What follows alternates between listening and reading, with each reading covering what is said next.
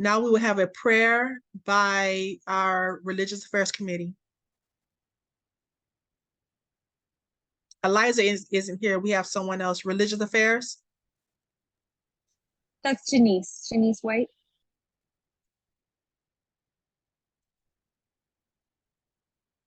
Okay, you're gonna do the prayer? Yes. Okay, we can go for it. Oh.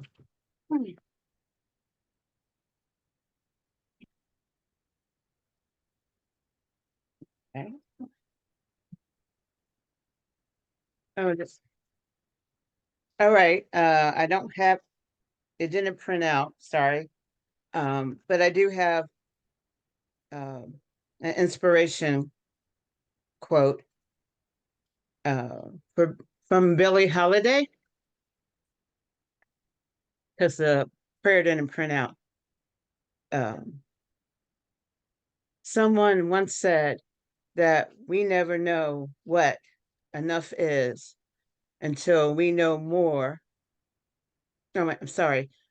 Until we know what's more than enough. And that came from Billie Holiday, because my bombs didn't print out, sorry. Okay, thank you. Thank you. Secretary O'Brien, I believe, yep, Secretary O'Brien's next.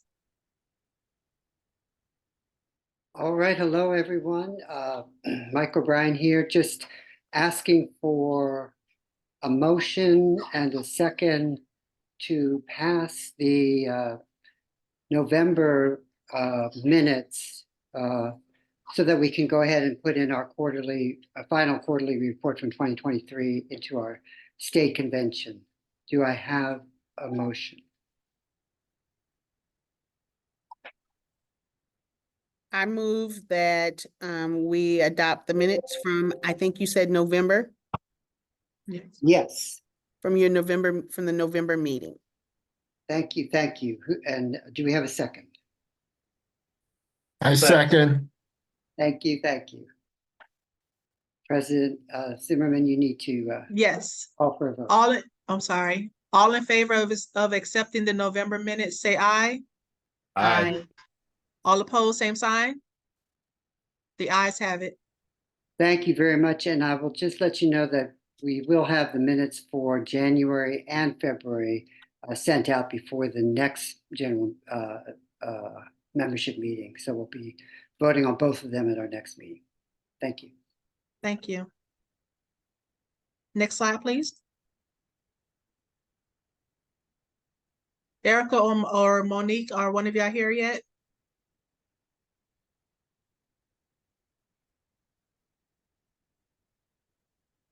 Yeah, we'll come back to them.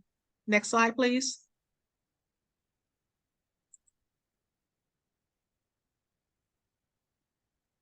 We have the committee advocacy reports. Who are we starting with first? Next slide, please.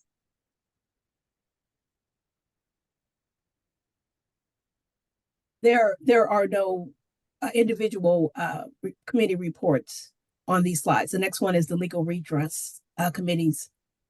Okay, so we'll just go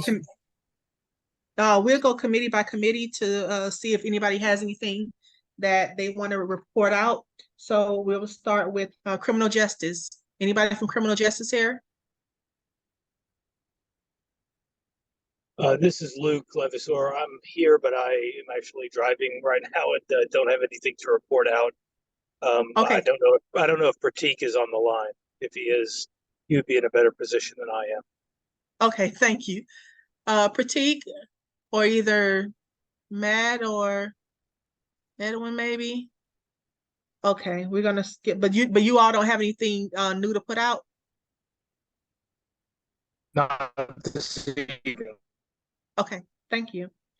Education. Education. I'm not aware of any. All right, I can't present it right now if I did. Okay, thank you. Education. Hi, everybody.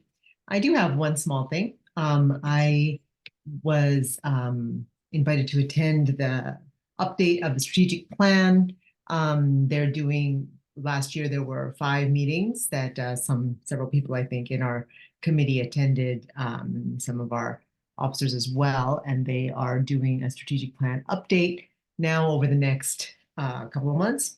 And I went to the first meeting where they reviewed some of the data.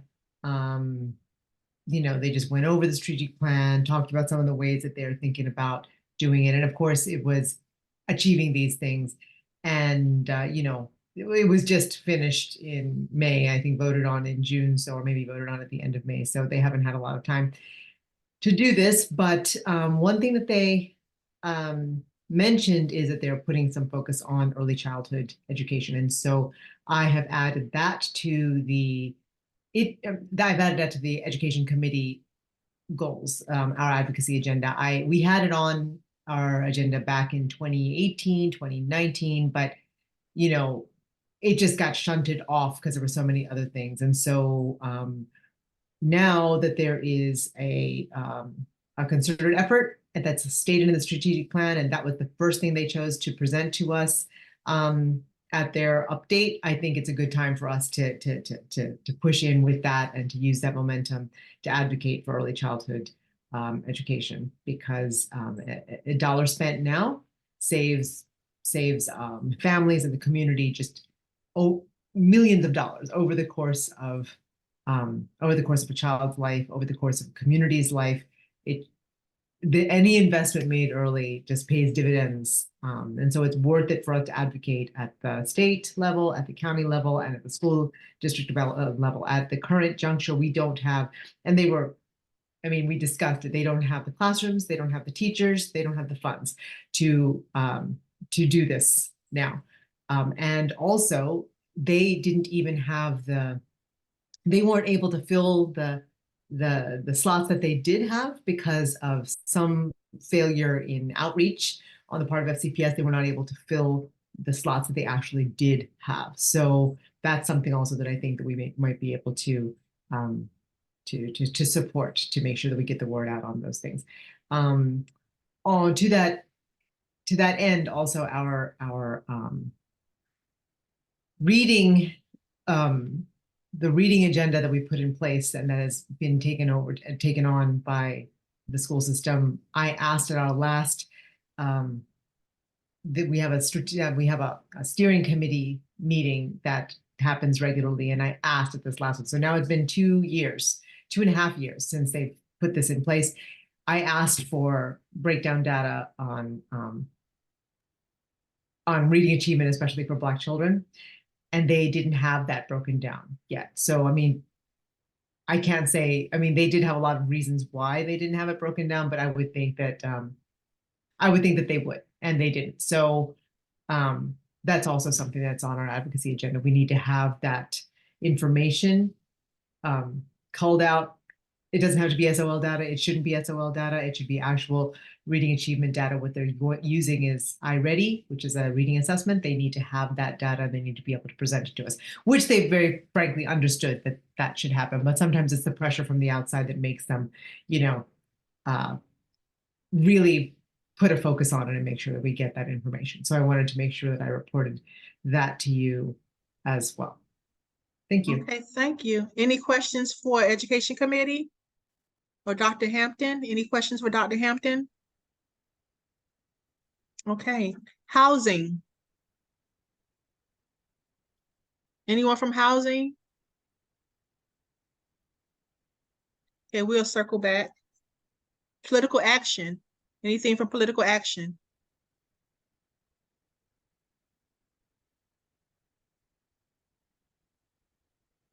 Sorry, hello. Trouble with my buttons. Just wanted to mention, as I'm sure everyone knows, that the presidential primary election will be on March 5th. Encourage everyone to get out to vote.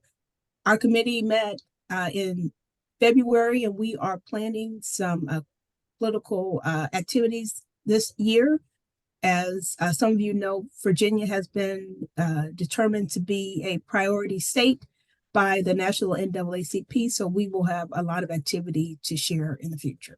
And that concludes my report. Thank you. Any questions for our political action? Okay, and we will move down to legal redress. Nothing to report at this time. Thank you. Any questions for legal redress? Budget committee, would you like to report out? Yes, I would, Madam President. Thank you. Just briefly, my name is Les Shock. I head up the Budget Committee. Our goal is to advocate for funding for programs and initiatives important to their chapter, including housing, education, criminal justice, and legal redress. Currently, the Fairfax County 2025 budget is in the process of being passed. The Fairfax County School Board budget was released a couple of weeks ago, and last week the 2025 Fairfax County advertised budget. I would just note that that budget includes a 4-cent increase for property taxes, which is the largest contributor to funding the budget for Fairfax County. The school budget has asked for an increase of 10%. Given sort of the give and take that takes place with these budgets, it's unlikely that the school budget will get everything at once. Of what it's requested, about 1/2 of that has been provided or will be provided by the county executive. Since I see people here that are part of the general membership, if there's anyone interested in working with me on this budget, which, as I said, will begin, we will have hearings by the county in April. The budget will go into effect in July. From here till, I would say, that hearing and into May, there's a lot of work to be done. And if there's anyone interested, I'll put my email address in the chat. Thanks. Any questions? Thank you, Les. All right, thank we're you. gonna, yes. We'll move down to religious affairs. We have several people here. I'll just report out very briefly that the Religious Affairs Committee is starting to do the planning for the Juneteenth celebration on the 15th of June. It takes place at Bull Run Regional Park at the site of the Harris family grave site and the old Bull Run Church and the Robert Carter III historical sites that are there. It's a good event for thinking about what emancipation means for all of us in the entire country and emancipation more locally here in the Northern Virginia area. If anyone would like to work with us in putting together that event, you can send an email to the Religious Affairs chapter email address. That's all I have.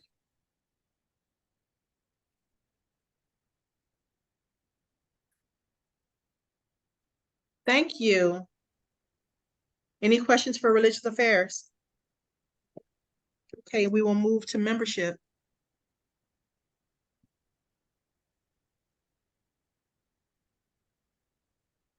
Jenny here?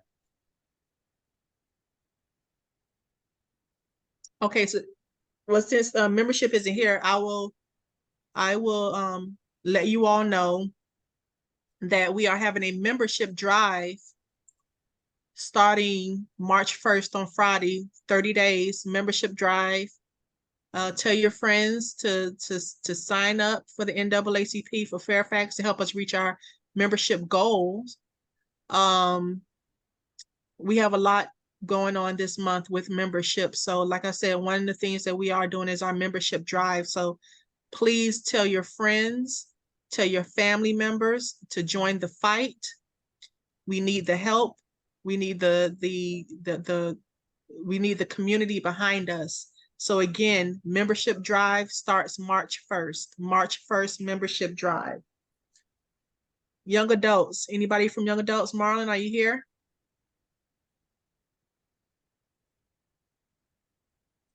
Okay, well, since Marlon's not here, I guess I will update you all. In September, date to be announced. We are having a youth symposium, ages 12 to 19 or 20. It is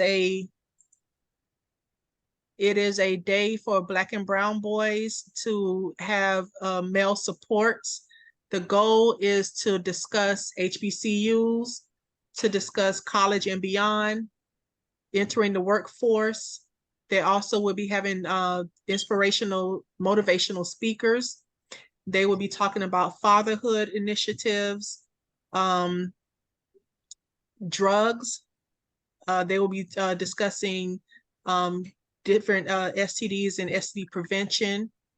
It will be a full day of uplifting our Black and brown community, our boys. They will be addressing some tough topics.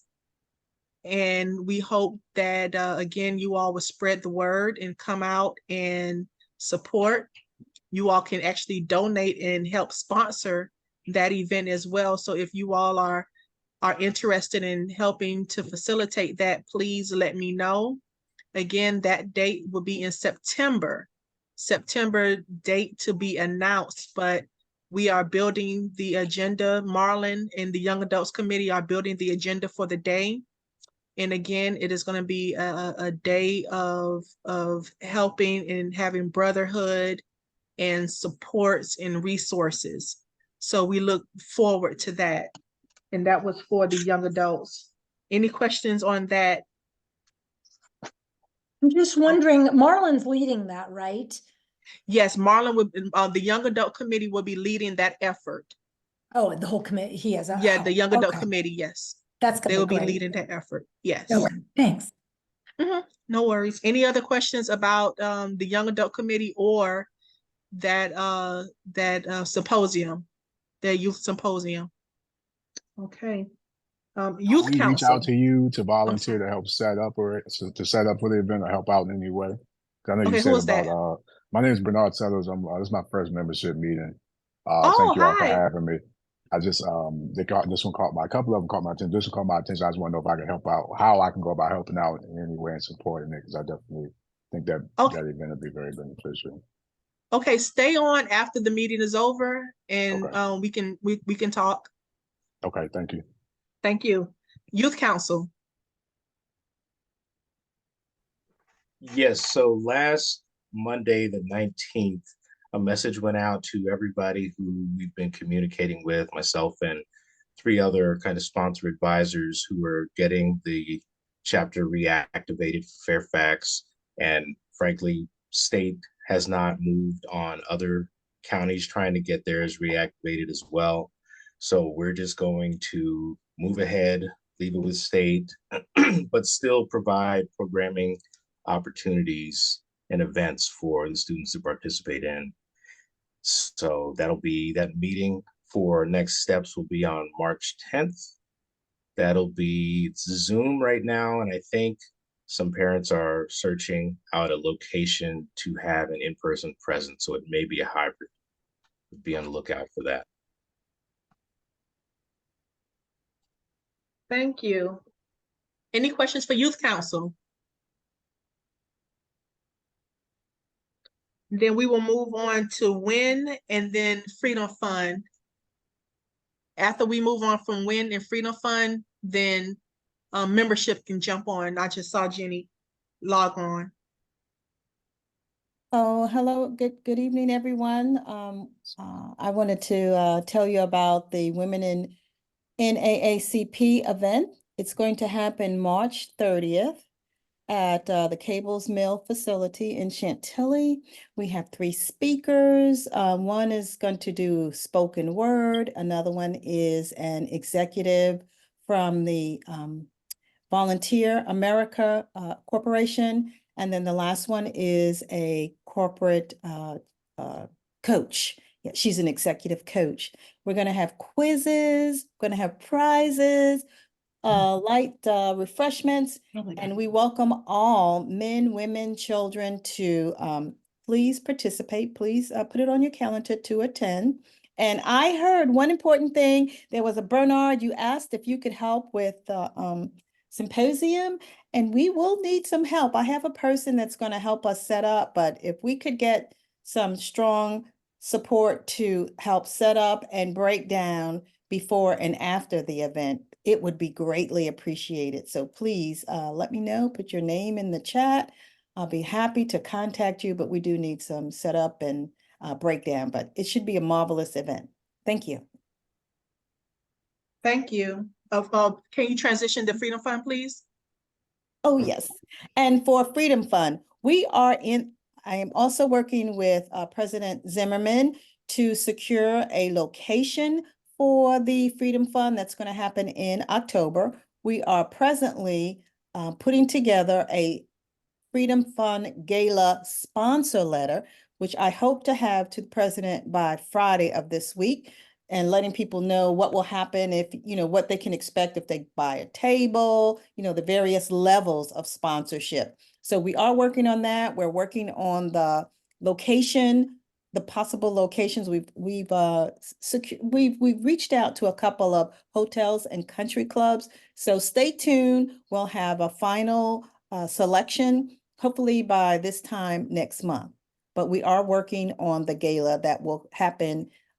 We've decided that the date is October 26th.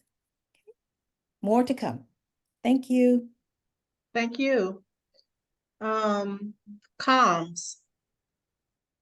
Anything to report out? Nothing to report at this time. Okay, thank you. Membership. Jenny, I saw you come in. Anything to report out?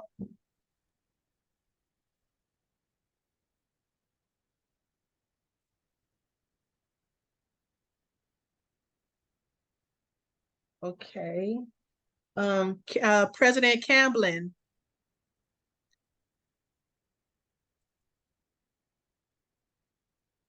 Hi, President Zimmerman. Hi.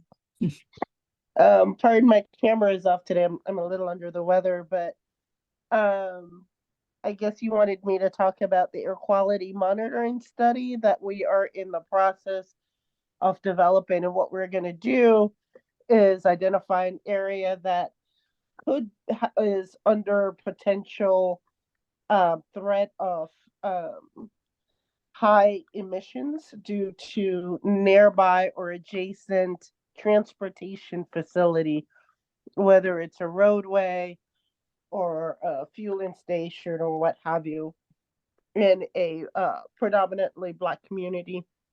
And we're going to ask residents in those areas, we haven't identified the location yet, to place air quality monitoring equipment on their structure and to help us develop a baseline and understanding of what the emissions in that area is going to be. So we'll be sending out information about that project that's going to launch in the next couple months. So stay tuned. We'll be sending out a survey and for you to fill out if you want to be a part of it. If you like the research part, the analysis part, writing a report part, or just the training part, or even artistic and helping build educational and awareness material. So stay tuned. And that's it. Thank you, VP Camblin. Thanks.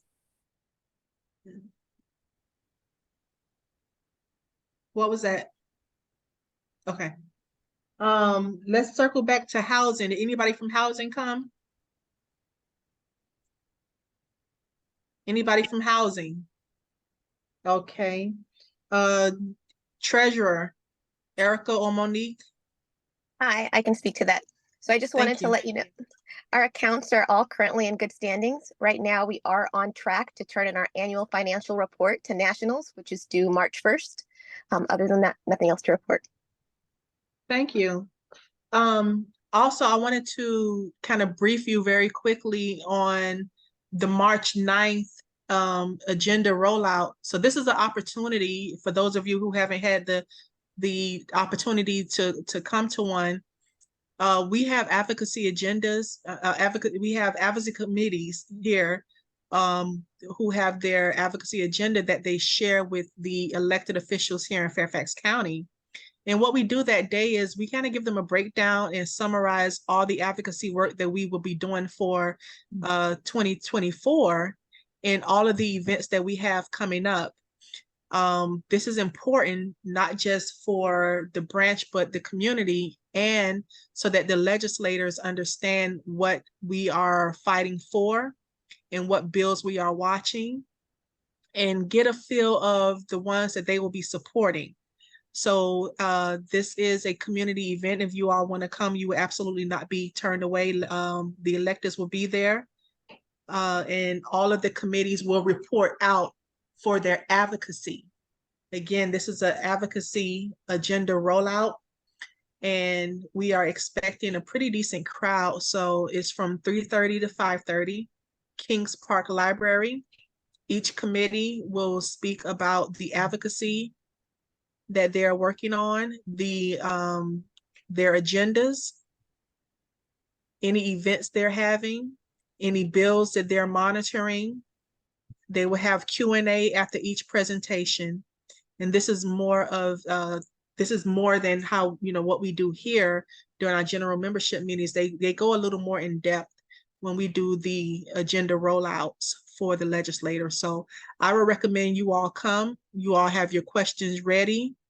And hopefully we will see you there. At this time, are there communications? Raise their hand. Comms? Oh, that's Secretary O'Brien. Secretary Wright, Michael O'Brien. So just to pick up on what was offered before, the planning for the Advocacy Agenda Committee, the room opens to us at 3 p.m. It will not be set up in any particular way. We'll need to go ahead and set it up and have it ready by 3:30. So anyone who could come early and help with that setup, we would very much appreciate it. Ditto.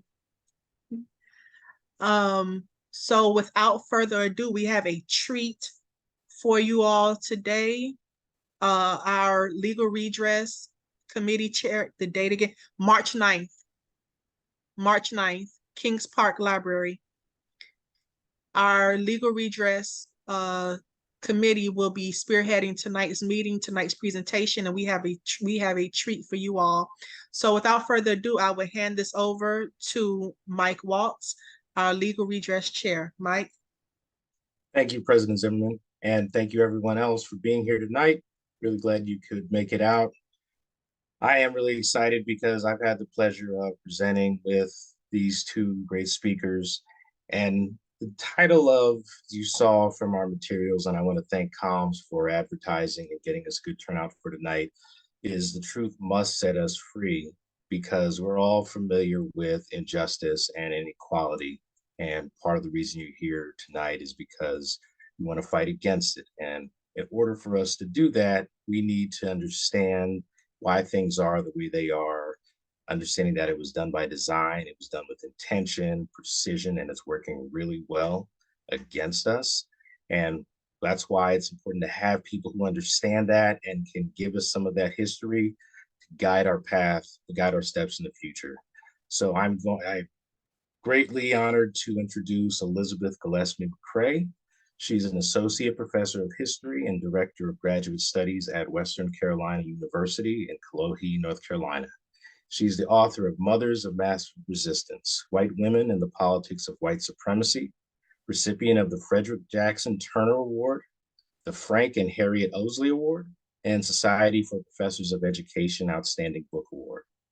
Scholar of politics, race, and education, her writings have been featured in, among others, the New York Times, the Washington Post, and she has presented at the Critical Race Theory Summer School, Real Policy Clinic, and Anti-Racist Table. Dr. McRae, are you here and are you ready? I am, thank you. Let me first, thank you, Mike, so much for having me, and thank the NAACP of Fairfax County for coming out. And I hope my comments tonight can help all of us in the sort of fight that we are facing. I'm honored to be asked to participate, and also really disturbed about the movement that we're in, and the relevance of the history that I'm going to talk about. But despite the obstacles sort of present and past, I think that sort of public education, which I'm going to talk about tonight, and public schools are critical to a more just, equitable, and free society. The historical context of this moment, of the struggles in advocating for education and school policy that expands opportunity and distributes funding in a more equitable way, that recognizes the actual history of the nation, and that values the intellectual and physical capabilities of all our students, is challenged by institutions and organizations rooted in and shaped by the Jim Crow era. And white segregationist women's efforts have been sort of central to this long history that has intensified in sort of recent years. And so tonight I'm going to offer some historical examples of how a white supremacist agenda has shaped the nation's public schools, and by consequence, the nation. And how a Jim Crow education has become entrenched in that process. As a historian, I'm interested, or the question that sort of has defined my work is how white supremacy and various versions of racial segregation have been produced and reproduced in American society. And in searching for the answer to that question, I found mostly white women at the local level, county levels, state level, working hard for generations in public schools and curriculum meetings to create an education that served the forces of segregation rather than equality and equity. And I would like to say that they were always contested, right? It is worth noting that at no time were their efforts met with silence, that in the 1920s, it was the International Council for Darker Women, it was W.B. Du Bois and his Brownies book, among others. It was Carter G. Woodson's efforts for the Association of the Study of African American History and Life, the NAACP's efforts, the Freedom Schools of SNCC, the Citizenship Schools of Septima Clark, all, right, organizations working largely led by men and women of color, Black in the South, particularly Black men and women that were working hard to create a just and equitable society. But those are not the people I'm talking about tonight. I'm talking about those that were on the other side, their opponents. And I think the lessons that they offer us for this moment are unfortunately pretty pertinent. Now I'm going to pull up my screen if I can.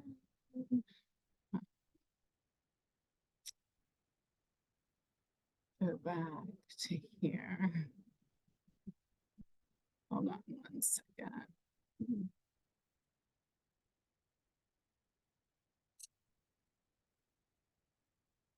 Okay, so looking at sort of white women in education in the early 1920s through the 1970s, I found white segregationist women working everywhere in textbook selection, in shaping curriculum and making curriculum choices, in firing and hiring school superintendents, in running school board elections and speaking at school board meetings, and working for redistricting and busing, at leading PTAs to produce a particular kind of community for schools, at putting children at the center of their political activism, at shifting the political conversation and discourse in a way away from overt white supremacy to color blindness and school choice and family values. And in all these efforts, right, these white women were white segregationist women. Goal was to create Jim Crow citizenship through a Jim Crow education, right? And not just the simple segregation of the nation's schools, but also the segregation of knowledge, the erasure of history. It was a pretty comprehensive effort. And this was made possible by the sort of rise of a progressive era bureaucracy in the 1920s, right? So when the government began expanding and addressing public health and the problems of urbanization, clean water, clean air. A lot of women, white women in particular, found their roles in those in those offices and in those agendas, and this enabled them to sort of pull white supremacy to institutionalize it, right, and to bring it into sort of the policies of state and federal and local governments. And so that's sort of the overview, and I'm going to offer sort of 4 or 5 examples that get us up through the 1970s, and then think about the comparisons to today, and then hopefully we'll have time for some questions, which I'm happy to answer. One of the first ways that white segregationist women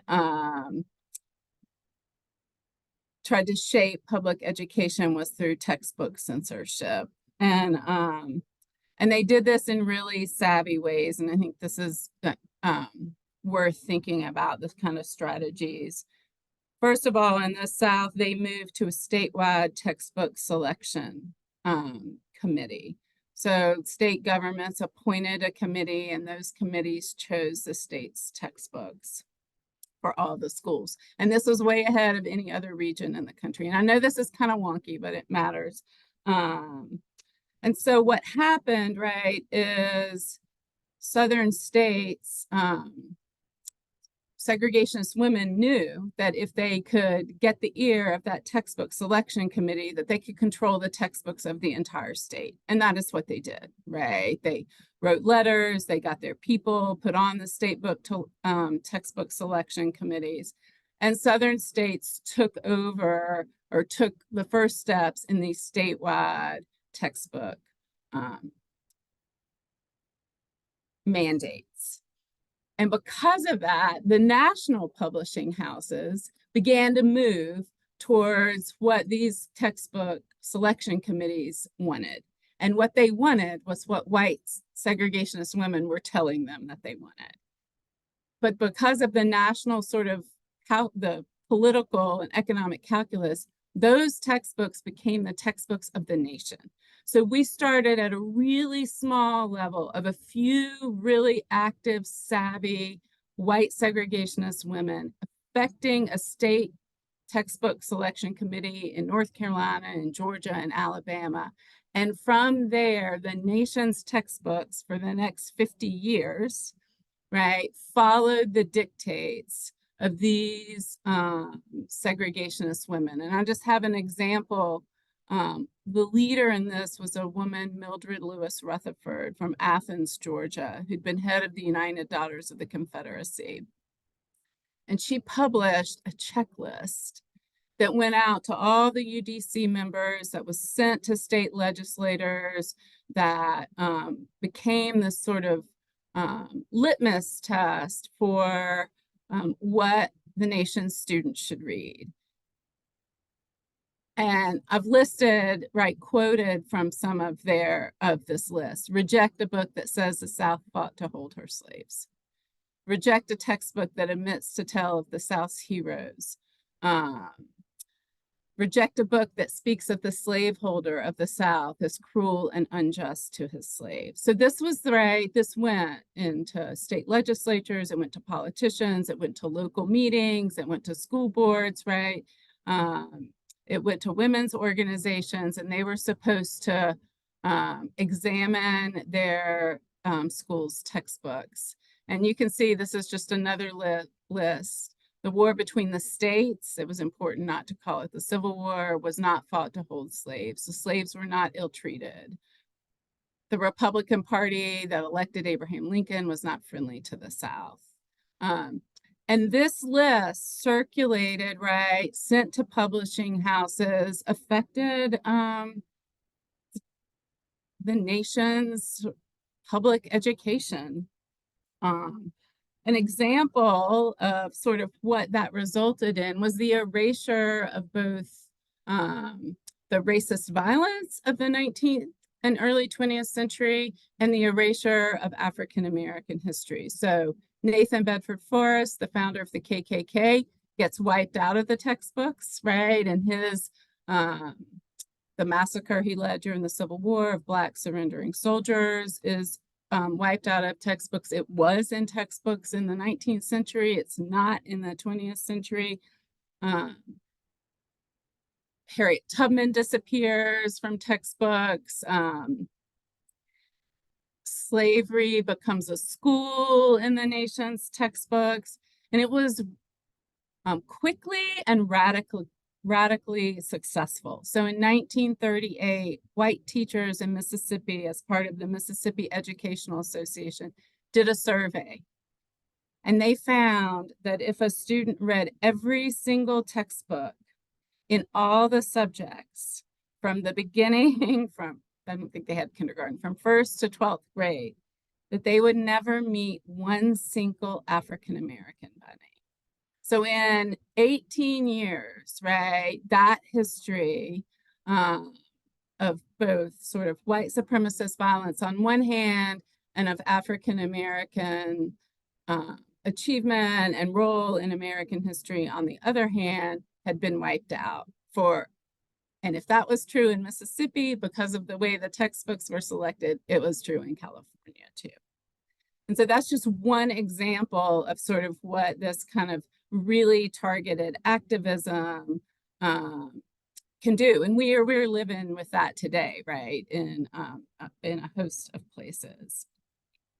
The second example is in Los Angeles after World War II. And I just picked these to sort of show the kind of national scope of this. So after World War II, there was a move in the United States to teach multicultural education. It was sort of the advent, it came out of the United Nations, efforts to prevent another genocide like the Holocaust. And so the United Nations released a curriculum that was based on human rights. In Los Angeles, a group of women called Pro-America began to campaign against this. And their criticisms were that multicultural education eroded American exceptionalism and the role of the founding fathers. And they focused on, and this should sound familiar, they focused on a particular film called The Brotherhood of Man.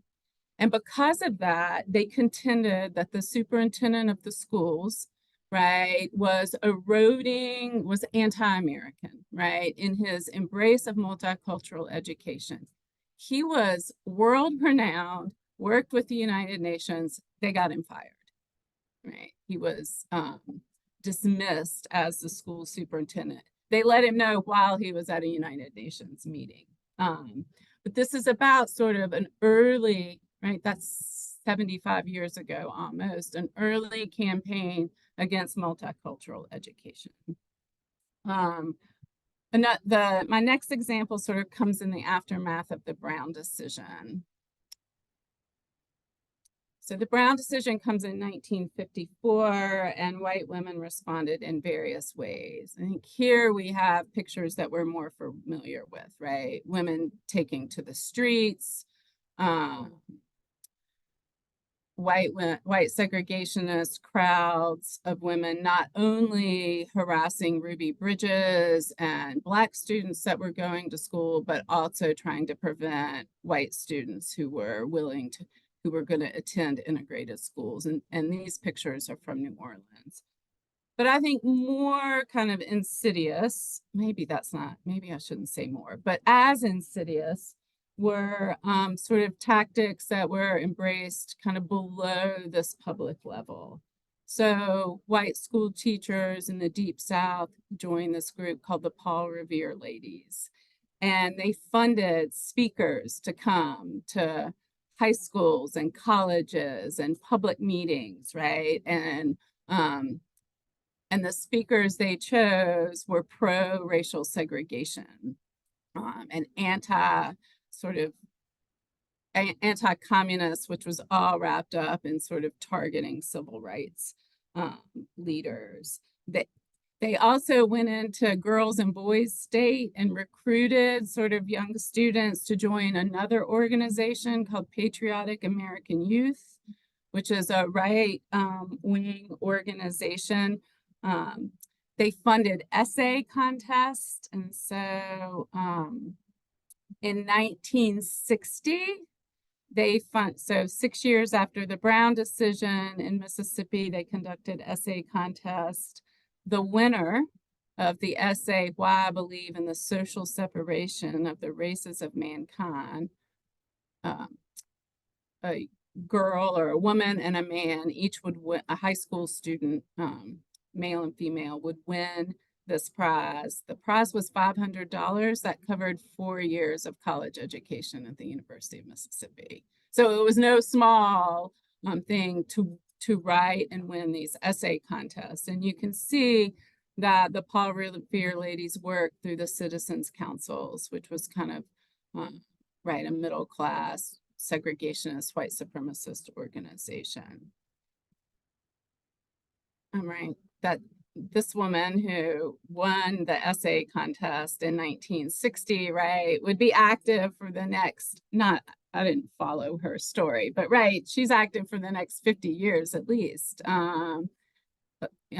working, and this is how she got to go to school, was winning this essay contest. There were other things that sort of followed in the aftermath of Brown. Local PTA chapters in Virginia rejected the law, had their members campaign against compulsory education. In Prince Edward County, they end public education entirely. In other places, they experiment with vouchers and using state money to go for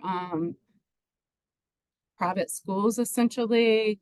Women's segregationist organizations stocked libraries with particular books that emphasize Black corruption during Reconstruction. A Smithsonian docent was very proud of herself, a white woman, and wrote to this Women for Constitutional Government and said that she made sure that all the Black children touring the Smithsonian learned, quote, all that the white man had done to civilize America. And all this was done, with the real recognition, written, spoken recognition, that this would fall below the purview of the federal government, these kinds of actions. And so in this sort of national effort to desegregate, this is the way you could maintain the sort of ethos of racial segregation and white supremacy, was by doing things below this sort of federal level. In the 1960s, clearly segregationists were losing. And at this moment, they decide in their organizations, so Pro-America, Women for Constitutional Government, Patriotic American Youth, they decide to make a deliberate switch. And they say, we can't talk about the racial component anymore. We can't be overtly segregationist and white supremacist. And so we need to have a different political language. And that language is family values, school choice, and colorblindness.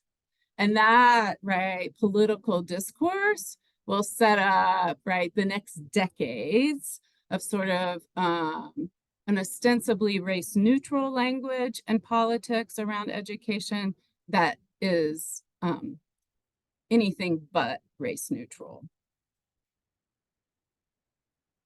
Opposition then to school integration and civil rights by the end of the 1960s became not about white supremacy, but about parental and school choice.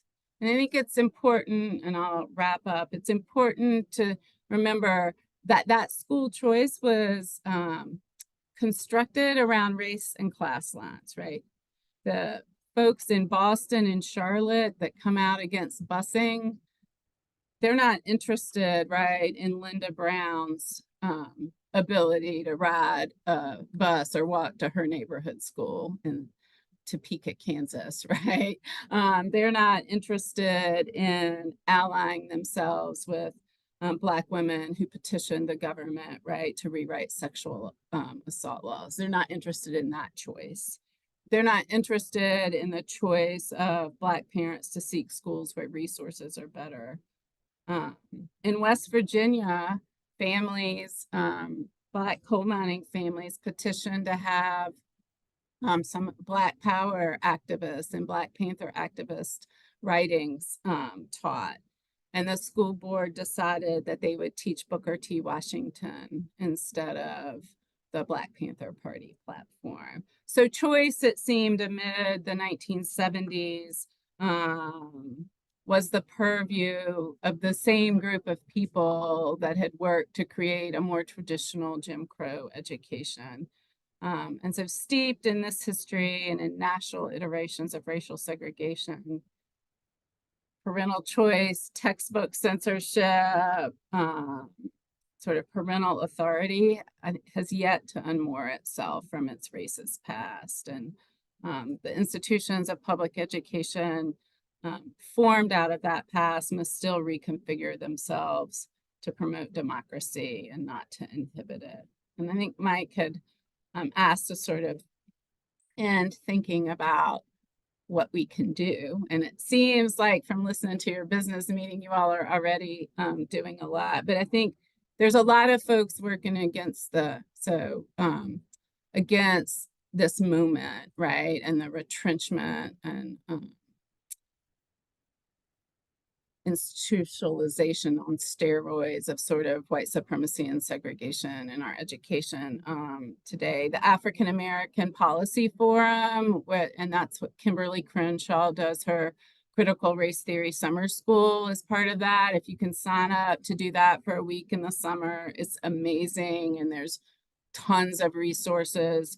The National Humanities Center in North Carolina is offering an institute this summer for K-12 teachers about how to teach African American art and music in the classroom in an effort to sort of stem the tide of censorship. And I think the segregationists that I talked about offered a lot of places, right, where segregation was upheld, and those are the very places that can be dismantled.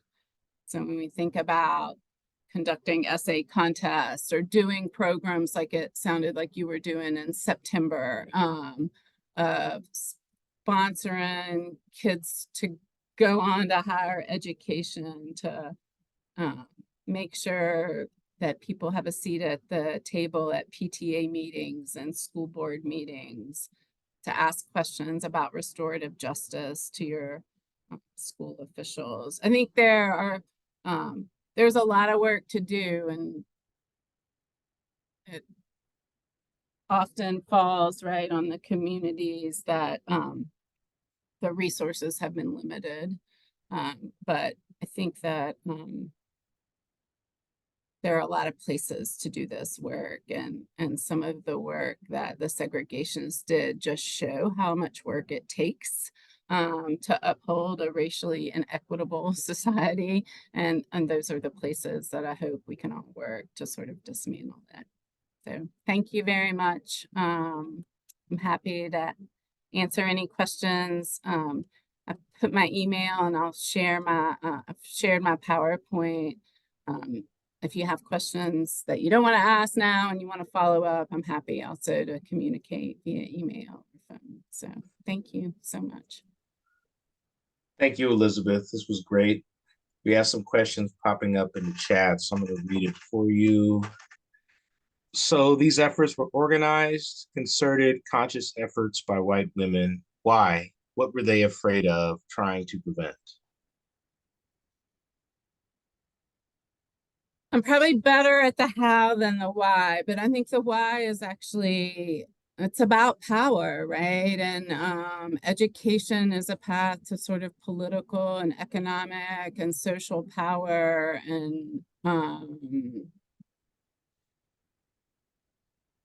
they were interested in, they were interested in keeping it, and were not in favor of a multiracial democracy, did not really believe, right, in the sort of core democratic values. And I think that's a hard place place to come to. The people producing this, right, had a vision of a society that was not rooted in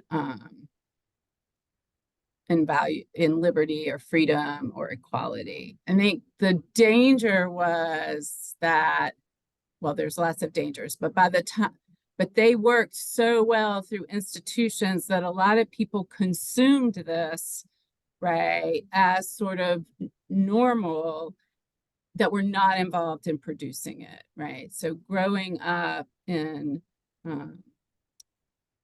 a Jim Crow society, these lessons were reinforced not just in the public schools, but certainly in the public schools by people that children were taught to sort of look up to, right? And who had authority. And so I think the people producing this had a very clear vision of the kind of society that they wanted. The people consuming it, I think that's harder to determine. Another question, what groups today equate to the white women segregationists from the 20s to the 70s? Well, I mean, the most obvious one, and that probably means it's not the most important, is sort of Moms for Liberty, right? But I think we have a lot of, in North Carolina, right-wing funded organizations, right, have pushed women, conservative women, to run for school boards. Historically, the Koch brothers, right, have funded the charter school efforts in North Carolina. In Florida, right, there's a host of kind of local organizations. I'm sure they're everywhere, but I think Florida has come on, right, that work on the ground level to kind of target teachers. I think in South Carolina, right, a group got, a teacher sort of put on notice for teaching Ta-Nehisi Coates' work. I mean, I think there are grassroots organizations across the country that are participating in this. The one that's gotten the most press is Moms for Liberty. But you can see the kind of curriculum and textbook censorship and kind of gaslighting that's going on in that organization.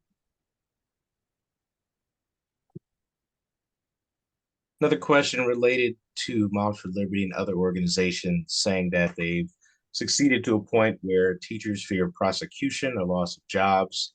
Why, in your opinion, have people who support history being taught, regardless of how painful it is, not being challenged more in the courts? Well, aren't they being challenged more in courts now?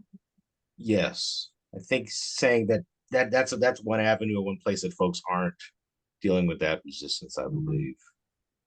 If I have Les's question. Yeah, I don't know. Yeah, I could not probably answer that in an educated, really research-based way. I can think about the place I live, and I think it probably doesn't get to the courts, right? Teachers leave.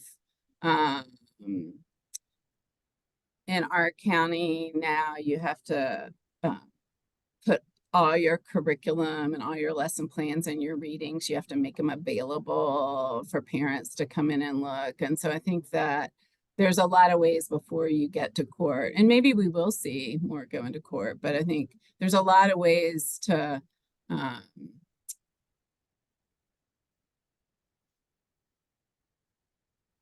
shape what teachers teach and to push teachers out before you get to court. And then frankly, we have a lot of teachers who are complicit in this endeavor. I know I had one when I was in 11th grade, so. Yeah, right, I think we could, right, I think it's unfortunate that we can probably all name. Mm-hmm. So Elizabeth, appreciate you very much, and I'm happy to announce that our second speaker has joined the room, and I'm going to a little background on her as well. It's Professor Janel George at Georgetown University Law Center. She's an associate professor of law and the founding director of the Racial Equity in Education Law and Policy Clinic. Clinic engages law students in legislative lawyering work on behalf of clients to address issues of racial inequality in public education. Her work and scholarship focus on racial stratification and inequality in U.S. education and legislative and policy interventions to help address educational inequality. She has written about the resegregation of public schools, discriminatory school discipline practices, critical race theory, and resource equity. As a civil rights attorney with the NAACP Legal Defense and Educational Fund, she worked with several campaigns and coalitions to leverage legislative and policy advocacy to advance equal educational opportunity. She has served as legislative counsel in both the U.S. House of Representatives and the U.S. Senate, during which time her legislative portfolio included child welfare, civil rights, healthcare, and education issues. Professor George, thank you for joining us. The band is all back together now.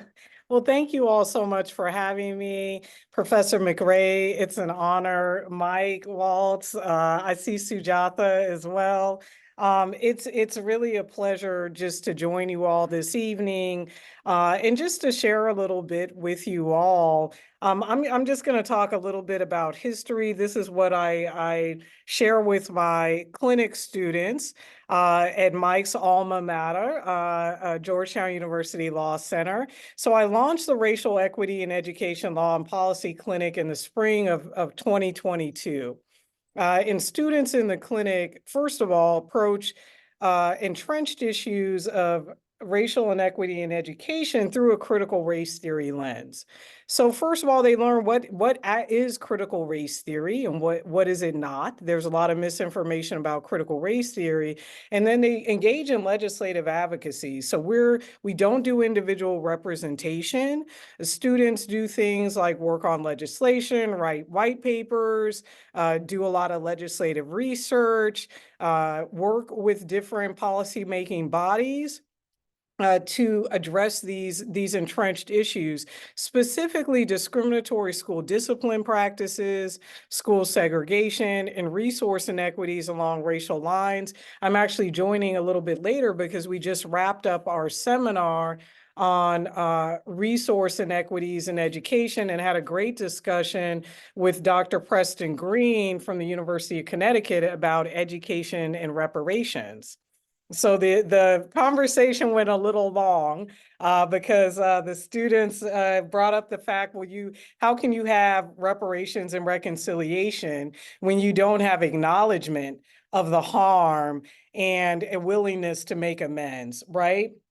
So many of you already know a lot of this history, but what I want to do is just walk through, again, what I share with my clinic students, how we talk about some of these issues, and just touch on a couple of things that have come up in the courts. Many of you know that the challenge that was brought against Thomas Jefferson STEM High School in Fairfax, Virginia, the Supreme Court declined to hear that challenge that was brought by the Pacific Legal Foundation. And those folks are the architects behind not only attacks on affirmative action, but voting rights as well. They are the same folks behind the Shelby County case. So they have a pretty broad agenda that's focused on undermining a multiracial democracy. So again, I'm sharing some of these slides, you all. Again, I've shared them with my students. So you all may recognize a lot of this issue. And then after just walking through some of these, would like to just talk through some of what comes up or talk through any questions that folks have. So first of all, I always start with this timeline. You know, there are a lot of folks who say, oh, slavery was so long ago. Why are you still bringing that up? Get over it, etc. But it actually was not that long ago, right? And so I share this to show that when we had slavery and we had legalized racial apartheid in this country for so long, and we're not that far out of it. Reconstruction was really a truncated period. And unfortunately, so many of the institutions and systems in this country is again, many of you all well know, are infected, right, with this stain of racism and racial inequality. Okay, so I will say, and sorry, we have learning objectives because I'm a teacher. So just thinking about some of these historic inequities, you all, and I hope we draw the through line. between the history. And unfortunately, what we see, these kind of inequities show up over and over again. So bear with me. It's going to feel a little bit like a history lesson. So Dr. Carter G. Woodson, who created what was first Black History Week, and later, now we recognize as Black History Month, which is coming to a close. He actually created this commemoration of Black history, and he noted things must be viewed in their historic setting. The conditions of today have been determined by what has taken place in the past, right?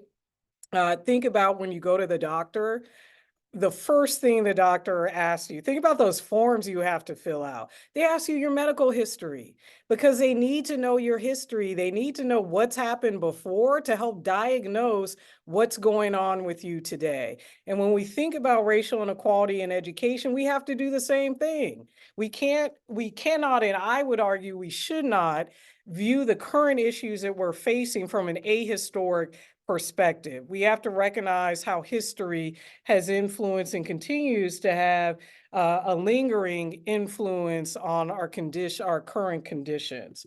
I love this saying. This ran in a magazine, Harper's Weekly, in the 1830s, and they noted this quote. It said, "The alphabet is an abolitionist. If you are to keep a people enslaved, refuse to teach them to read." And so one of the things that I teach my students when we're thinking about the role of the law in education and racial inequality, we have to go all the way back. We have to look at how learning for Black people, both enslaved Black people and free, was criminalized in many jurisdictions. And this was in part because enslavers recognized that deprivation of education was necessary to maintain, and I would say entrench, the institution of slavery and inequality. And so many jurisdictions throughout the country passed these, what were known as slave codes. They imposed fines, fees, even imprisonment, and other penalties, not only for the Black person who learned how to read or write, but whoever taught them as well. And so there were significant insurrections, not only Nat Turner's insurrection in Virginia, but the Stonewall Rebellion in South Carolina.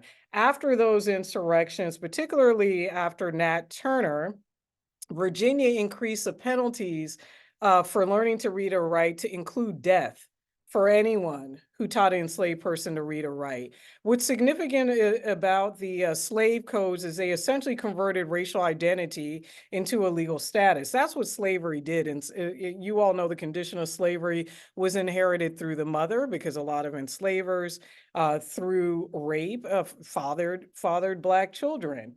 And so it carried this legal status. The slave codes not only regulated instruction, but the movement, the assembly of Black people. Scholar Erica Wilson, she actually runs a critical race theory clinic at the University of South Carolina, notes of the slave codes. They resulted in Black and white racial designation becoming polar constructs in terms of rights and access to material resources and power. I think what's significant, though, is that in spite of these significant restrictions, and in spite of the threat and actual punishment of death, Black people still persevered in wanting to attain knowledge and literacy. So this is a slide of some of the early congressmen, Black elected officials who were elected to Congress after the Civil War. Scholar Derek Black, who teaches at the University of South Carolina, he actually founded Howard Law's Education Rights Clinic. He notes in his book, and it's called Schoolhouse Burning, that emancipated Black lawmakers led the charge in outlining constitutional provisions, language in their home constitutions for the provision of education. So these did not exist pre-Civil War. Most folks pre-Civil War either got religious instruction, or if you were wealthy and white, you got private tutoring, or you were able to pay for education. But obviously learning was criminalized for most Black folks, and for a lot of poor white people, they went without education too. So ironically, it was a lot of these Black lawmakers who themselves had been denied the opportunity to learn, who led the charge for the creation of our contemporary publicly funded education system. They went back to their home states, they fought for the insertion of language in state constitutions, compulsory education laws, public funding systems. And so they were so effective in their advocacy, actually, that it became a requirement for readmission to the Union for states to include education clauses in their constitutions, because we had a couple of holdout states.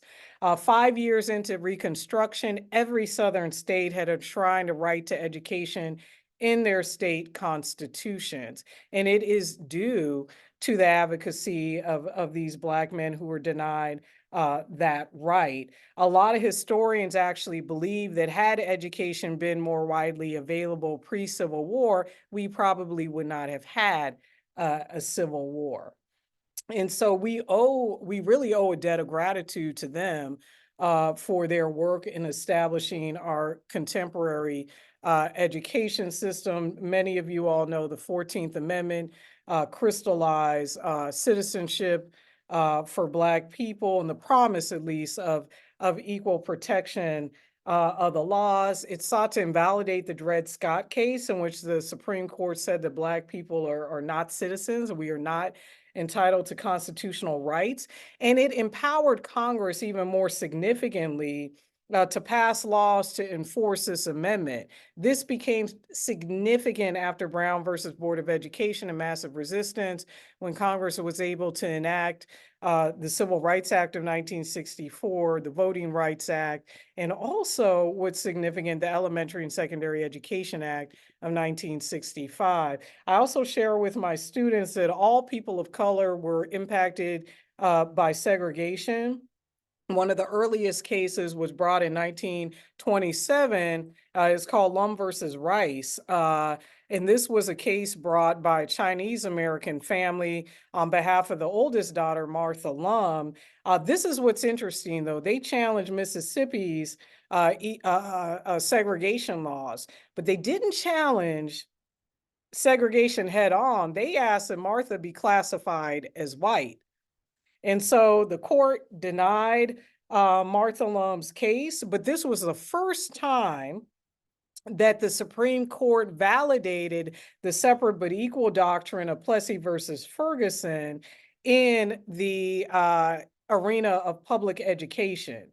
So we know Plessy versus Ferguson basically said, it enshrined this idea of racial stratification. And in the arena of education, W.B. Du Bois calls it caste education, right? Which was really designed to entrench racial inequality, to confine Black people to second-class citizenship. And the kind of education that accompanied separate but equal was really not adequate, right? It was inadequate.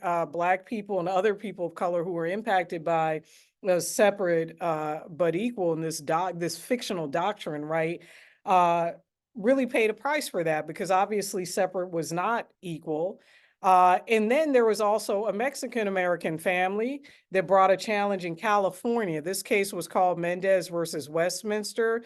They brought a challenge, and they did challenge segregation head on as a violation of equal protection. This made it into the federal courts. So it didn't make it all the way up to the Supreme Courts, but this is what's significant, you all, about the Mendez versus Westminster case in 1947. So they brought this case challenging equal protection. The California, so they were actually, the Mendez family was taking over a farm that was run by a Japanese American family that had been interned in the U.S. concentration camps, right? And so they sought to enroll their children in the local Orange County schools. They were denied admission, so they brought this case. Earl Warren, who was then governor of California, so the Mendez family was successful in their challenge. So the California legislature was required by the federal court to repeal its segregated schools law. Earl Warren, who was then governor of California, had to oversee the legislature's repeal of that law. We know that Brown versus Board of Education at the same time was winding its way up to the U.S. Supreme Court. Then Judge Vinson, Chief Judge of the Supreme Court, suffered a heart attack. Earl Warren was appointed to the court, and he would oversee Brown versus Board of Education. A lot of people think that his exposure to the case in Mendez versus Westminster, which also included social science research about the harm of segregation, not only to children of color, but to white children as well, primed him to hear and lead the court to the unanimous ruling in Brown versus Board of Education. I just want to flag a couple of other cases, and I swear I will not bore you all much longer, that are significant on the road to Brown and the higher education level. One was Sweat versus Painter. This was Heman Sweat brought a challenge to the UT Austin at their law school. The response by University of Texas is to create what became later Texas Southern Thurgood Marshall School of Law. But at the time it was so hastily established, the court said that any education he would receive at the law school would be inadequate. Another significant case brought that same year to the Supreme Court focused on the intangible harms of segregation. And this was McLaurin versus Oklahoma. So you have McLaurin, who actually has a master's degree in education, ironically. He wanted to pursue his doctorate degree at the University of Oklahoma. Oklahoma had a statute prohibiting segregated schools. They said, look, we'll pay for you to go to school somewhere else, just not here. But he instead sued and brought a challenge. Some of my students are stunned to see this picture, but this is what they considered integration. They said, fine, we'll admit you, McLaurin, but you're going to be roped off. You're going to sit in a separate anteroom at this separate desk, right? He also had a designated desk in the library that was separate from all the white students. He had a separate table in the, whatever they call it at the university, it's not a lunchroom, whatever, cafeteria. He was not allowed to sit with or interact with other students. And so now, y'all, McLaurin is like in his 60s. He's not interested, right, in going to happy hour with these kids.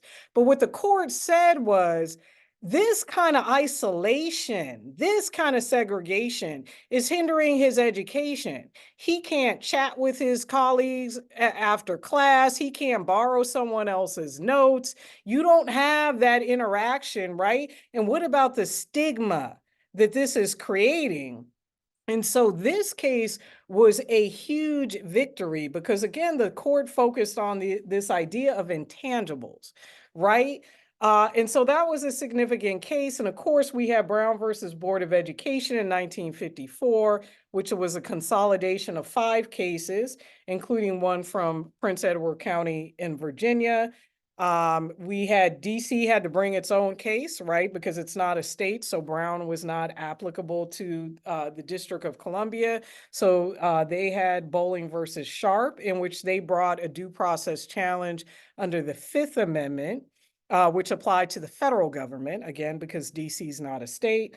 And so they couldn't focus on the 14th Amendment. And so, again, we all know very well the Brown holding that education is a very foundation of good citizenship. A lot of people don't talk about another case, Brown 2, brought the following year in 1955, because Southern districts would not comply. They, a group of Southern lawmakers in Congress signed what was called the Southern Manifesto, vowing to defy the ruling. And that's what Southern states did. And that's also where we see the creation of vouchers and private schools, right? Look at the established dates of a lot of so-called Christian academies or independent schools in the South, and you'll notice they're around 1954-ish, around that time, right? Following Brown, and so that era became known as massive resistance, and that spanned well over a decade. The LDF lawyers asked the court in Brown 2 in 1955 to order schools to desegregate forthwith. The court did not agree to that. They said Southern schools could desegregate with all deliberate speed, which Thurgood Marshall said was spelled SLOW, because they did not want to do it and did not want to comply. Henry Byrd is known as saying, the senator from Virginia, as long as we can legislate, we can segregate. Lawmakers in the South and border states in the wake of Brown enacted 136 new laws and state constitutional amendments designed to defy the ruling. And so it became the focus of Southern lawmaking in the years following Brown. Prince Edward County closed its public schools for 5 years rather than complying with the Brown ruling. So it took subsequent litigation, Cooper versus Aaron, Green versus County School Board, and finally Swan versus Charlotte Mecklenburg, until the United States Supreme Court said that these districts finally had to act and remove all vestiges of segregation, root and branch. But it really took the Civil Rights Act of 1964 to bring Jim Crow education to its knees, right? And so that's really the effort that it took. But unfortunately, what we're seeing today is persistent school segregation. Nearly 90%, you wouldn't believe it if you hear a lot of proponents of private schools and vouchers talk, but 90% of all K through 12 students still attend public schools. But since the high point of school integration in 1988, the share of what are known as intensely segregated non-white schools, those defined as only about 0 to 10% white students, more than tripled. And now constitute about 19 to 20% of all public schools. According to the Government Accountability Office, or GAO, more than 1/3 of students, about 18.5 million, attend a school that is predominantly of one race or ethnicity. So same race schools, right? And this is what's significant, though, you all, about segregation, because there are a lot of Black families who never wanted school integration. They wanted resource equity. They wanted access to quality education. And what they realized, and what the LDF lawyers, the Legal Defense Fund lawyers, led by Thurgood Marshall and Charles Hamilton Houston, realized, is that you had to tie the fate of Black students to white students to get access to those resources, right? And what we see today is intensely segregated majority Black schools. There is an accompanying resource inequities. A 2019 report by EdBuild found that predominantly Black or Latinx districts received on average 23 billion less in funding. I know I've been on this slide for a minute. I'll try to move to a different slide. Less in funding than schools in majority white districts. So that means less access to experienced educators who don't want to be underpaid, less college prep courses, less in aging facilities as well. I do want to flag you all, though, that along with massive resistance to integration came a expulsion, if you will, of a lot of Black educators and Black school leaders from the workforce.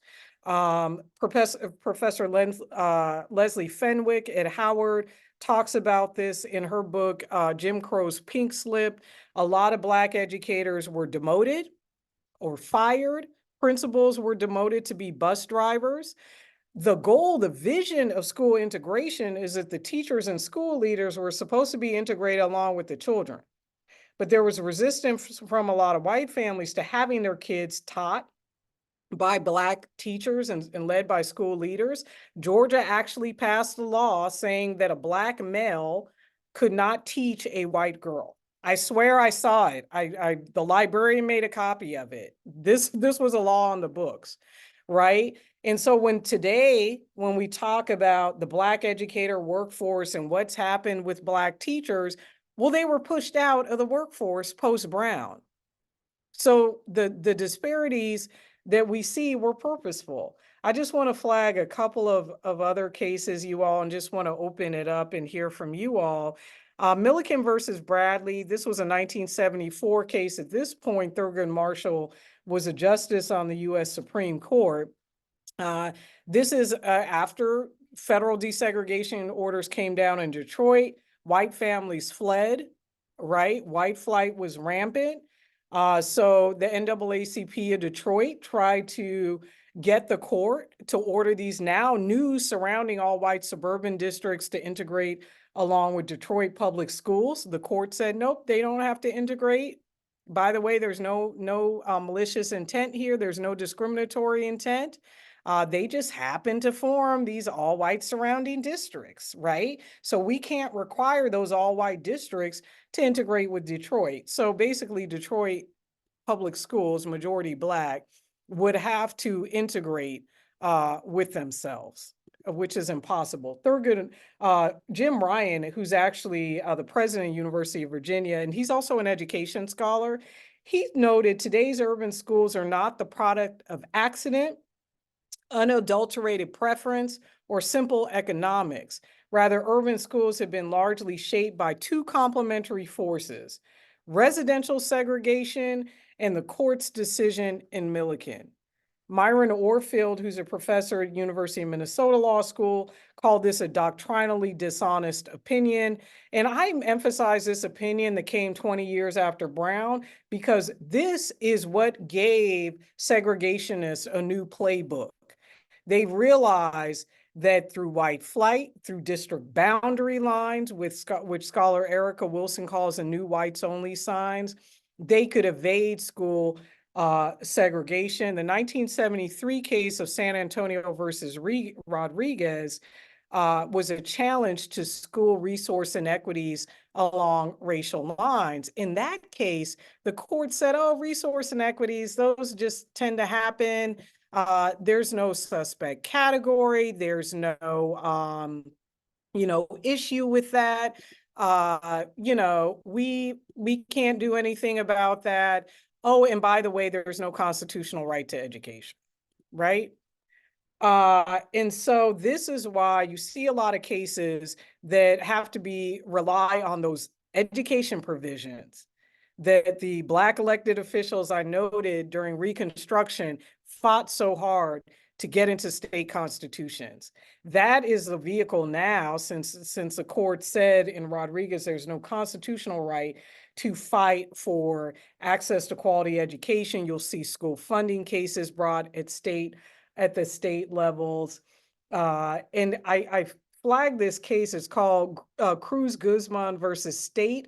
This is against Minnesota. The decision was recent. The reason why this is significant, it's also a case related to segregation in the state. The court said, and this is a state level decision, but the court said there's no intent required here. You don't have to prove discriminatory intent, which I do think is significant. We have to keep watch and see how that case develops. The Minnesota Supreme Court said there's no need to prove that the state causes segregation in its public schools in order to establish a violation of the of the education clause of the Minnesota Constitution. I think that that's a very interesting development. I mentioned the coalition for TJ versus the Fairfax County School Board. The petition for cert for the Supreme Court to hear that case was denied. But I do want to flag there are other cases, including in nearby Montgomery County, that are winding their way to the court. There's also a case against a school in Boston and a case in Philadelphia. So we have the TJ case is not the end of it.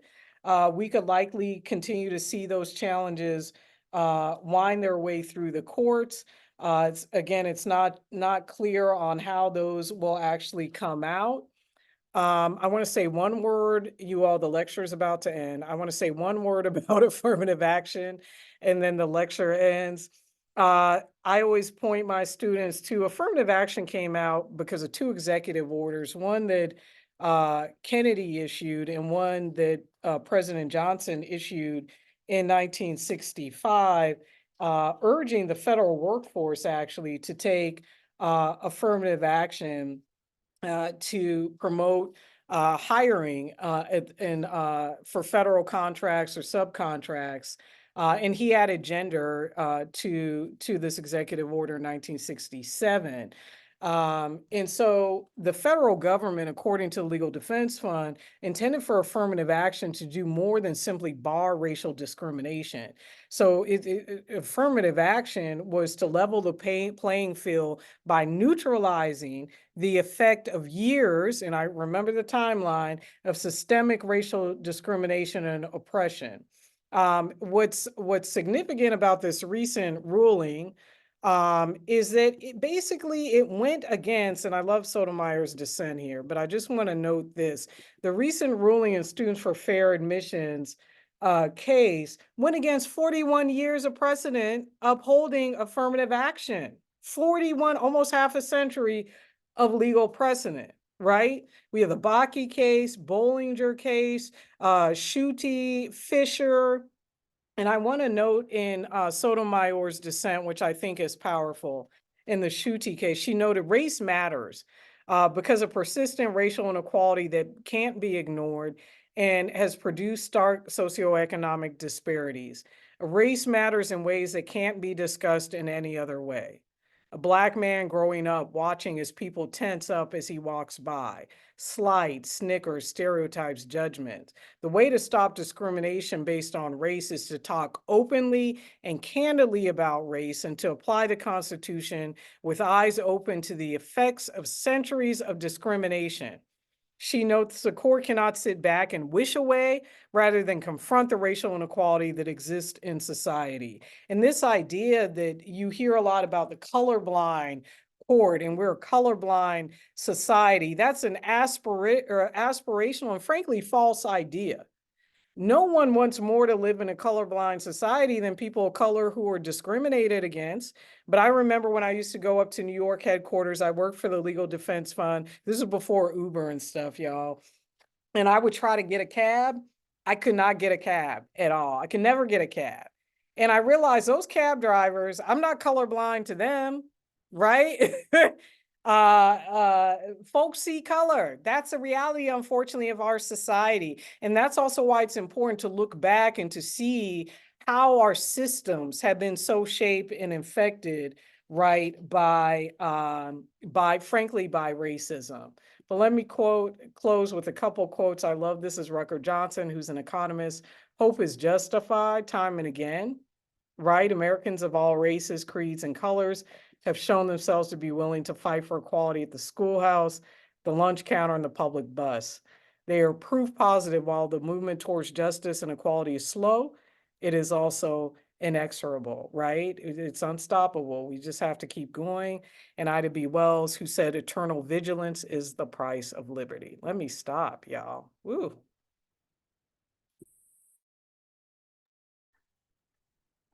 You came in hot off of lecture mode. It's like you're doing next.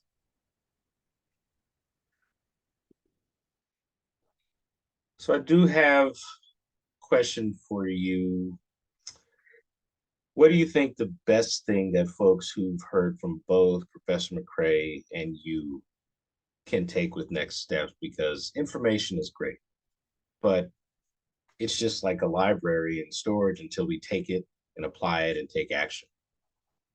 Well, I think we have to talk about this. We have to call it what it is. This is racism, right? This is I call these kind of peers through a critical race theory lens retrenchment, right? You have what seems like a little bit of racial progress, right? Civil War, Reconstruction. Reconstruction's cut short, right, by this movement called redemption.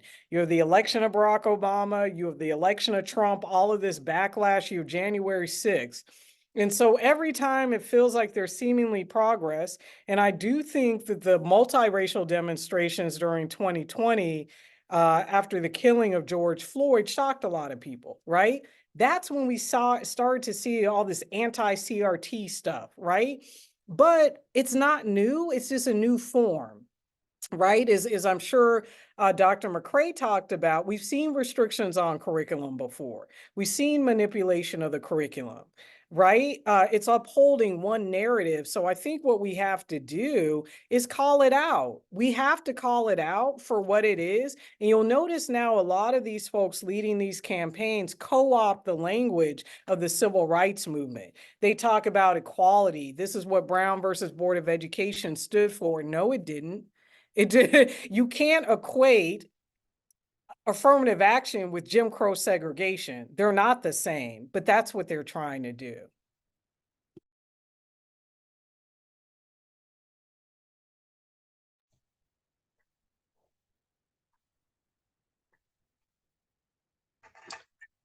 I want to actually ask Professor McRae a question about, in doing the research for your book,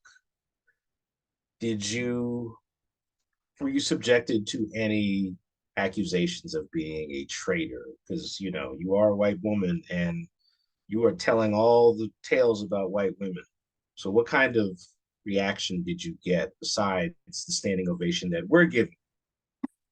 Thank you. I mean, I think, right, the people that, I mean, I got some crazy emails. Honestly, the most upset people were white women from Boston. My last chapter talks about calling them segregationists instead of anti-bussers. And right, that was, but I think mostly the people that would have called me a race traitor or whatever their lingo is, right? They didn't pay attention to me. Right? I mean, you know, I think there's I mean, one woman said, hope you're a victim of the white genocide that you're advocating. It's like, okay. But I think, you know, I mean, there's also a whole level. Like, if I had been a Black scholar and written this book, the response would be far different. So like Stephanie Jones Rogers, that's written about slaveholding white women, the threats she has received are,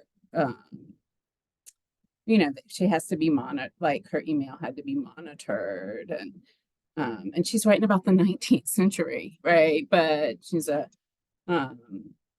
scholar of color, and so I think that's, yeah.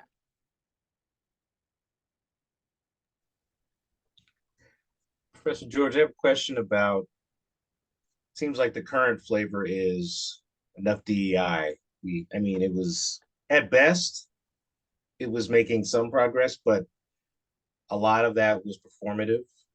After we see a Black man murdered on camera, and now it's all, not only are they peeling back, but everything that even smells like it is being attacked. So what do you think, well, how do you see that landscape right now and next several years? Is there something else coming that we should be ready for, or you know, how do you see that playing out? Yeah, that's a tough question. This is what I think. I think it's all connected. I recently did an op-ed for Ms. Magazine about the attacks on Claudine Gay, the first Black president of Harvard University. And I thought it was interesting because Christopher Rufo, who's the same person, by the way, who created this kind of CRT moral panic, right, led those attacks against Claudine Gay. And I was reading a Politico article in which he was talking about this, and he was like, oh yeah, I wanted to discredit her. And so it's all part of the same project, right? It's about white supremacy. And so whether you call it DEI or wokeness, there are other words for Black or Blackness. And so at the root, this is an anti-Black effort, even though it's not just impacting Black people, right? There are book bans that are impacting girls. There are book bans impacting LGBTQIA folks and students, many of whom are being bullied in school. There was a student who was killed a couple weeks ago or last week, I believe. I mean, this is very real and very dangerous. And so these are all threads of the same project. And so we can see them as distinct things, but they're all part of the same kind of playbook. They're all feeding out of the same playbook. And I think it's important to recognize that, and again, call it out, right? And also what's wrong with diversity, right? Someone called me, actually, a reporter I was talking to in response to the Supreme Court's decision to decline to hear the Thomas Jefferson case. And she said, well, what do you think about, a lot of the conservative activists who argue that, these race neutral applicant considerations or proxies for race? And what I said, it's interesting because this isn't about what will they be satisfied with when there are no Black kids at quote unquote selective high schools, right? Is that the goal? Because I think part of it may be to like reinstitute this idea of Jim Crow where Black people cannot be in certain spaces. It's like there are 2 Black kids in a class of, I don't know, 300 students, and it's like, that's too much, that's too many. What would they actually be satisfied with, right? Because part of the reason they couldn't attack Thomas Jefferson, those are race neutral considerations. They're race neutral. Oh, well, isn't neighborhood a proxy for race? You made it a proxy for race through discrimination, right? All the Black people didn't get together and say, hey, let's move to Baltimore City, and you all moved to Baltimore County. Baltimore County was created, right? And so there's no way around it. So you can call it DEI, you can talk about proxies for race, all of these other things. It's about Blackness and the resistances to Blackness. Put back your lecture hat on for one more question. This is about the Fearless Fund litigation in the 11th Circuit. And when you think about why certain civil rights legislation was passed after the Civil War, what is being used against them, when you're talking insidious, you want to give a little summary of that and where it's at now? I mean, right now I know that it's being paused, like their ability to fund Black women, women of color businesses has been halted by the 11th Circuit, but you want to talk about that just a little bit? Okay, so I'm not as familiar with that litigation, but this is the thing. They're attempting to do the same thing, right? Where they distort. So the Brown court's condemnation of the use of consideration of race was a critique of the consideration of race to deny educational opportunity. That's what the court was focused on. The years of almost a century of Jim Crow following slavery, right? So almost a century, 89 years of Jim Crow, American apartheid. And that's what Brown was about. It was about saying you can no longer do this. You can no longer relegate Black children to substandard education. You can no longer deprive them of quality education through this separate but equal doctrine, right? It invalidated that. And so now to try to distort and say any mention of race itself is discrimination is a complete ahistoric fiction. That's not what the court said. If you can't sleep, read Clarence Thomas's concurring opinion to the Students for Fair Admission case. It is one of the most disturbing things. It is so disturbing because it completely takes the 14th Amendment out of the context of Reconstruction, out of the context of trying to crystallize citizenship for Black people. And he says that's not what the 14th Amendment was about at all. It was. So we are all, this country and the proponents of these efforts are experiencing some serious racial amnesia because that's not true, right? You go look at the records, read the records. I mentioned Derek Black, Professor Black's book, Schoolhouse Burning. He pulls the records for the floor debates they were having in Congress about these amendments. We know what this was about, right? And so it's a complete distortion of the men. And again, what will satisfy them? we can't ignore race wholly. What they are attacking is anything that supports or benefits Black people. That's what they're attacking. Okay, so this is really the last one. Les Shockey put another question in.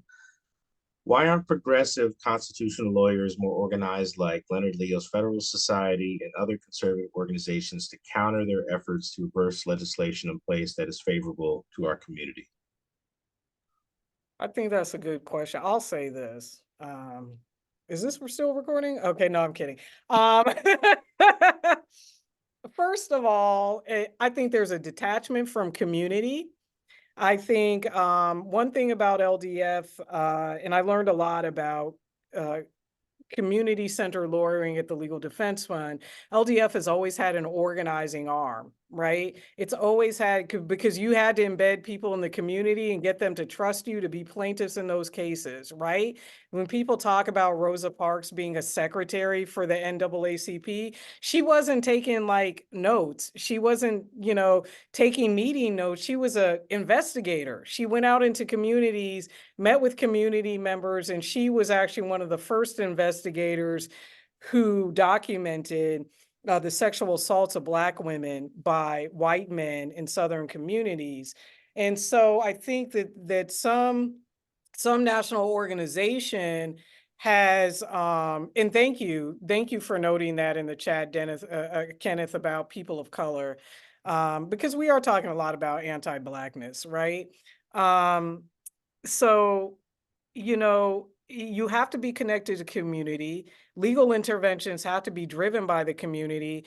You know, I was showing my students the other day in class a website from the Heritage Foundation, you know, and I could hear the groans and moans, but I'm like, look, they're winning the messaging war. And if we don't look at what they're writing and how they're writing it, we're going to lose it. We did a what I call a little boot camp today about writing op-eds, because I think it's important to teach lawyers how to get out there and speak in the public narrative. Christopher Rufo does a great job. I make them read what he writes, because they're shaping the public narrative, because they are being clear. They know what they're doing. They know the goal. They know the anti-Blackness at the root of it. But their talking points are succinct. Their messaging is clear. I just received something from Hillsdale College. I don't know who put me on their mailing list, but it's a conservative college. And it was a CRT like talking point. I wanted to throw it in the trash, but I kept it because I'm like, I want to know what they're saying and how they're doing this, right? That's the thing. So I think it's this disconnect from community in some ways. And our work has to be community driven and community based. And we have to shape the public narrative. That's what I think some folks like the Federalist Society, et cetera, do so well. They're not great litigators. And I'll say that as someone who I litigated for a little while, but not a special, don't read some of their briefs. They're horrible. They're horrible. They're not great litigators, but they're controlling the public narrative. So I don't think they're better lawyers than the lawyers of the civil rights organizations. But I think we have to better connect our communities and be more clear in the public narrative and not just be reactionary. We have to shape the public narrative. And that's why I teach my students about writing op-eds and talking points and things like that none of their other law school classmates, except for recent. Some people ask me for the PowerPoint about op-eds, but I mean, a lot of people don't teach that in law school. But my thing is, if you can't communicate anything that you've learned here, then I haven't done my job. Professor George, Professor McRae, I want to thank you both for your time, your expertise, your research, and just the gift that you've given to us tonight. And I think we have a lot of work to do. I think we're all doing this work, and we just have to keep continuing to do it. So we thank you all very much. Thank you. Again, thank you all for coming. That concludes tonight's meeting. Luke and Mike, can you stay on for a sec? Everyone else, good night. Thank you again. March 9th, don't forget March 9th, 3:30 to 5:30, Kings Park Library. March 26th, don't forget general membership meeting. Membership will be spearheading that one. And March 30th, Women's Day program. So please show up and show out. See you then. Thank you. Thank you. Thank you. Yeah. Luke.